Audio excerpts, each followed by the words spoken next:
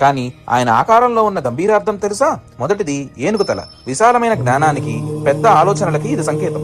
రెండవది పెద్ద చెవులు, ఎక్కువ వినాలి, తక్కువ మాట్లాడాలని అర్థం. మూడవది మూషిక వాహనం, ఇది చిన్న పందికొక్కు వాహనం, ఇది మన కోరికల్ని, అహంకారాన్ని నియంత్రించవచ్చని చెబుతుంది. నాలుగవది తుంగ, ఇది అనుకూలతకు గుర్తు. ఐదవది విరిగిన దంతం, ధర్మార్థ కామమోక్షం కోసం త్యాగం చెయ్యాలని గుర్తు చేస్తుంది. దీనికి ఉదాహరణే మహాభారత గ్రంథం, దీనితోనే అది రాయడం జరిగింది.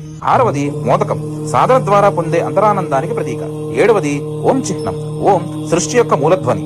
ఎనిమిదవది ఆశీర్వాద హస్తం, భయపడద్దు, నేనున్నాను అని చెబుతోంది. తొమ్మిదవది పొట్ట, విశ్వాన్ని సంరక్షిస్తూ అనుభవాలన్నిటినీ జీర్ణించేస్తుంది. పదవది తాడు, కర్ర, కమలం. తాడుతో మనల్ని సత్యం వైపు లాగుతాడు, కర్రతో బంధాలను తొలగిస్తాడు, కమలంతో పైకి ఎదగమంటాడు. చివరిగా ఇది కేవలం శిల్పం కాదు, ఇది జీవితం నేర్పించే గ్రంథం.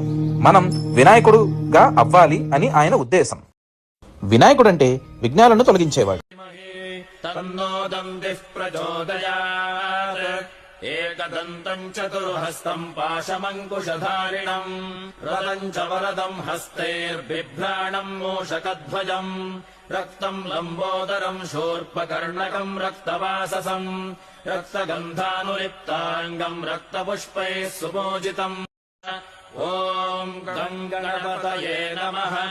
ఏకదంతాయ విద్మహే వక్రతుండాయ ధీమహి తన్నో దంతిః ప్రచోదయాత్.